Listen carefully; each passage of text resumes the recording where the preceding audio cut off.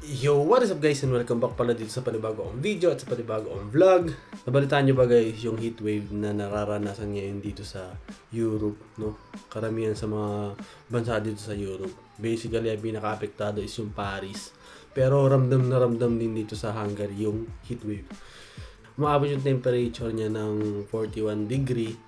Yun nga lang, sa Pilipinas kasi di ba umaabot ng 45, no? 45 pataas. Pero umaabot dito ng 41 degree pero sobrang hirap kasi wala masyado halos hangin, no? So as in talagang init lang talaga. Ang hirap kasi karamihan sa mga bahay dito sa Europe is wala masyadong aircon, no? Kaya ngayon yung iba nagkakaroon ng panic buying, nagkakaubusan ng aircon sa mga market dahil nga dito sa init. Sanay kasi sila dito na winter lang, pinaghahandaan nila palagi is yung winter kaya heater lagi yung nakaprepare sa kanila. So swerte ko lang kasi dito sa may accommodation ko is may aircon.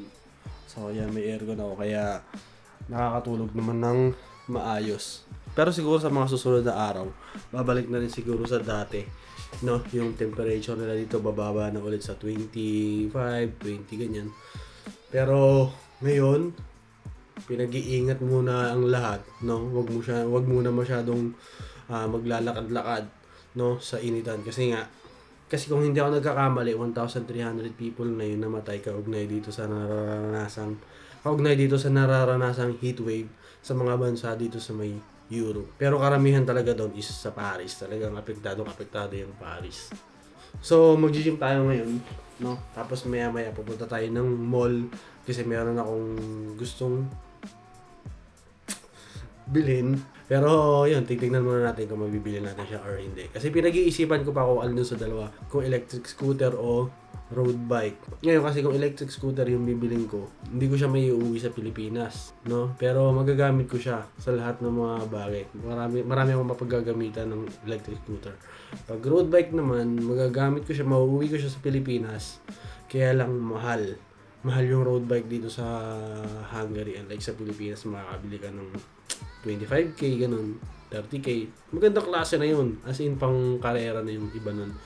No, pero pag dito ka bumili, aabutin ng mga 80k, 90k. Tapos magagamit ko lang siya pagka magti-training, no.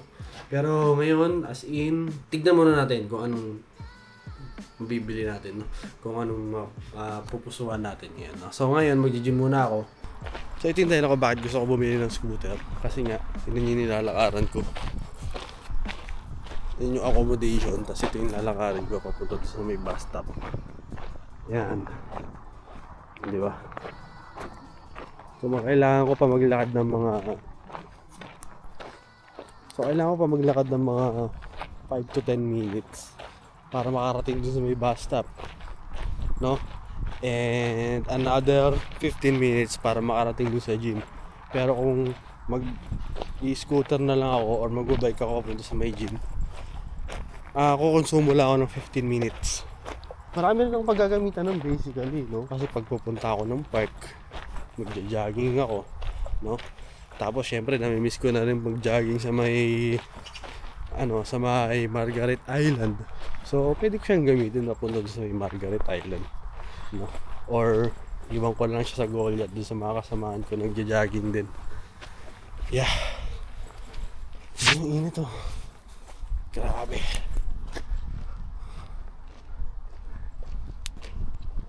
So yung gamit ko palang pang vlog is itong DJI Osmo 360. Ganda kasi ng camera nito, malinaw. Tapos madali ko pa siyang i-switch.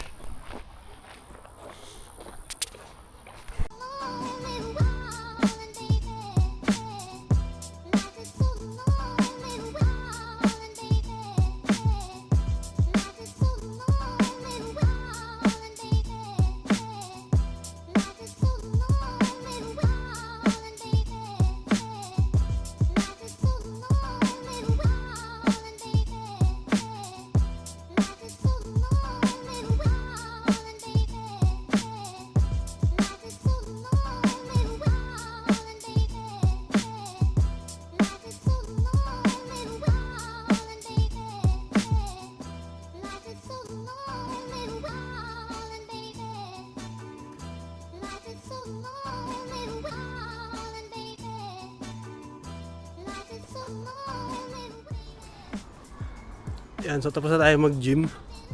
Punta na tayo ng Arena Mall. Kasi doon ako nakakita ng maraming scooter. Init talaga, grabe. So, ayan. Malayo pa yung bus stop. Kaya kailangan kong lakarin ito. Ayan. Diba? Parang sarap tumakbo dito sa lugar na. Ayan, dahil nga sa sobrang init dito, guys. Meron silang pa ganito. Tingnan nyo.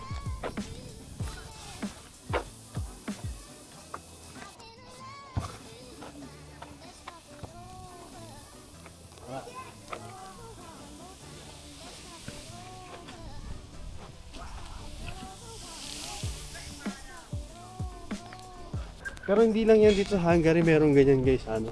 Sa ibang bansa meron din. Sa ibang bansa na kalapit dito sa Europe. May mga ganyan din sila. Actually sa Vienna maraming ganyan nung nag-travel kami doon.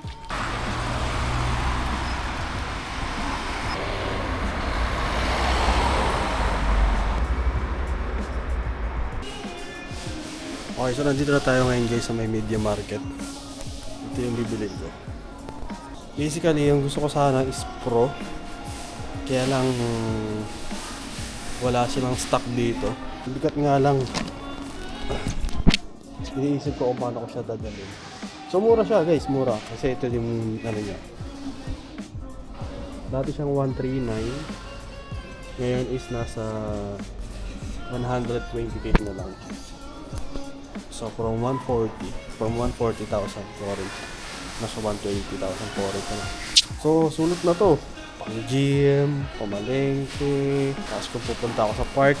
So, dadali ko na siya. Dipila ko na sa may cashier. Bumili na rin ako ng universal holder.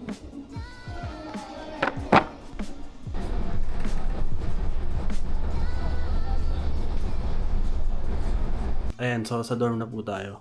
Naiuwi ko na yung Segway 9bot. So sa next video na lang siguro yung unboxing, tapos yung test ride, tapos yung first impressions natin dito sa electric scooter. So dito ko na siguro tatapusin tong video na to. So maraming salamat guys sa mga sumama at maraming salamat sa mga nanood. Kita-kits sa unboxing video nitong Segway. Peace out!